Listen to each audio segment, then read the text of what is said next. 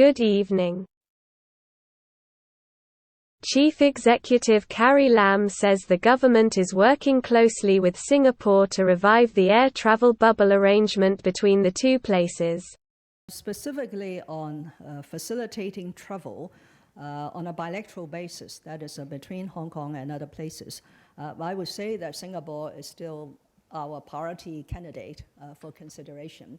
So now that Singapore's situation has stabilized, we certainly will revive the earlier scheme that we have devised. I understand that Edward Yao, the Secretary for Commerce and Economic Development, has been discussing with his Singaporean counterpart recently on when and how we could commence the air travel bubble arrangement in Singapore. But the fact is, there are some new factors. One is we heard that Singapore is moving into a new strategy, and so we need to understand more about that new strategy and whether it will have any impact on the arrangements that we have devised. Secondly is because both Singapore and Hong Kong are now pressing ahead with vaccination. You'll remember that when the scheme was first announced, it was a unilateral requirement on the part of Hong Kong people traveling to Singapore that they need to be vaccinated. So now that Singapore also have a very high vaccination rate. So another factor that we need to consider on top of what we have agreed previously is whether both sides should require vaccination as a condition for participating in the air travel bubble.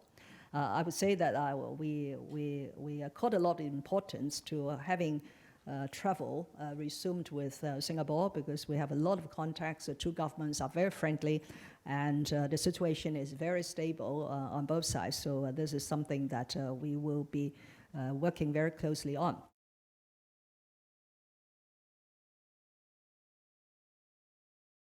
Chief Executive Carrie Lam says she would want citizens to refrain from conducting immoral acts which might incite others to behave in the same way.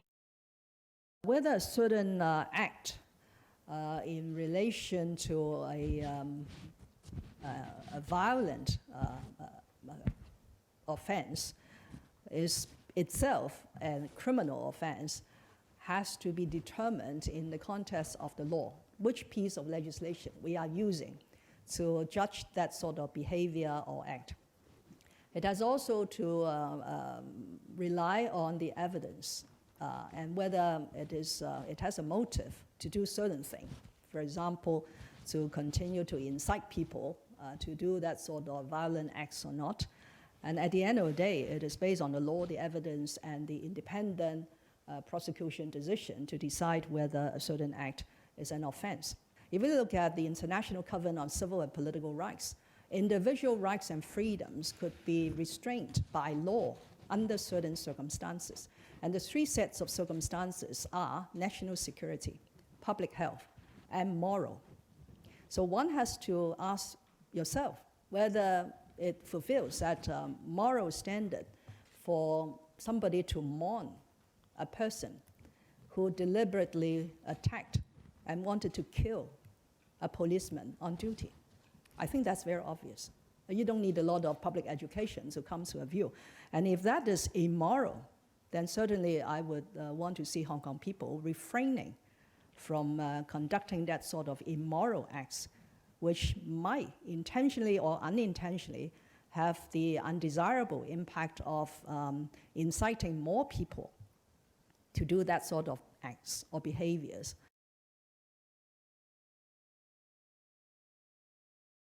Police National Security Department arrests 9 people who are suspected of engaging in terrorist activities, contravening Article 24 of the National Security Law.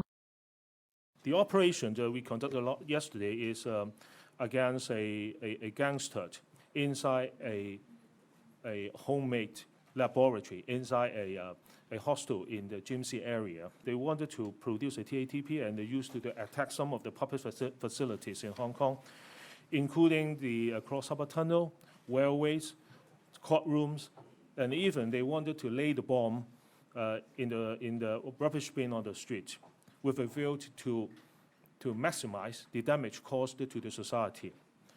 So they have a very good division of the labor among those arrested. Some of them is responsible to provide the funds, to provide money for the guys. And some of them is responsible to purchase the item they want, especially for the chemicals. And also some is we call the scientists. They are the one to produce the TATP inside the room.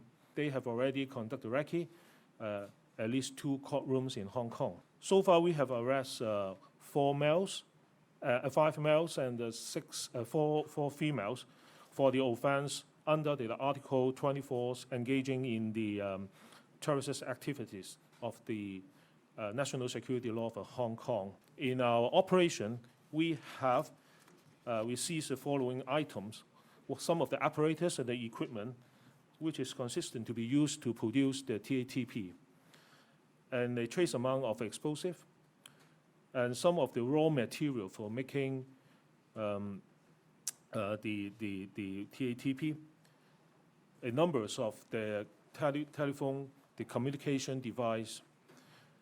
We think that they may be used during the attacks, and some of the air guns, and several operational manual outlining a very detail about the operation, from the producing the TATP, from how to lay the bomb, and the departure plans. They all mentioned in the manual.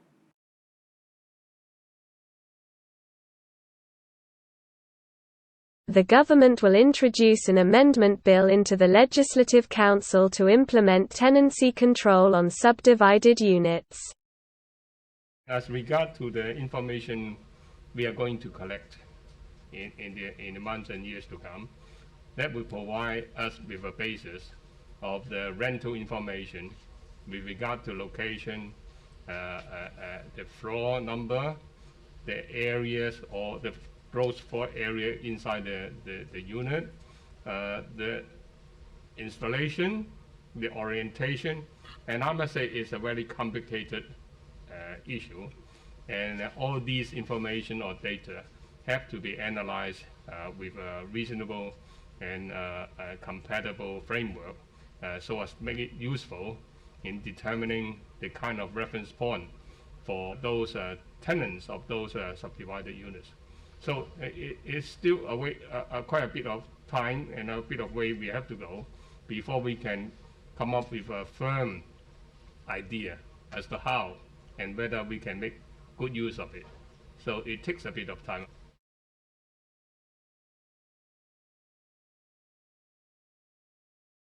Chief Executive Carrie Lam visits the Chinese University of Hong Kong Medical Center, which started operation in early 2021.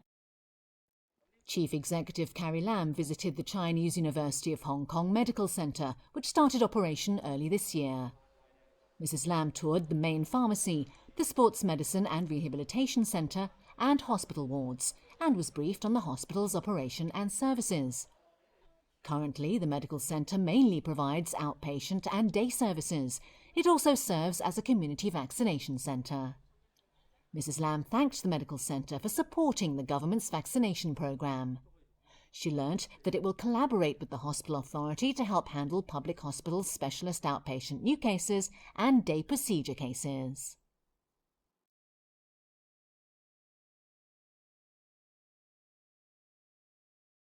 That's the news update.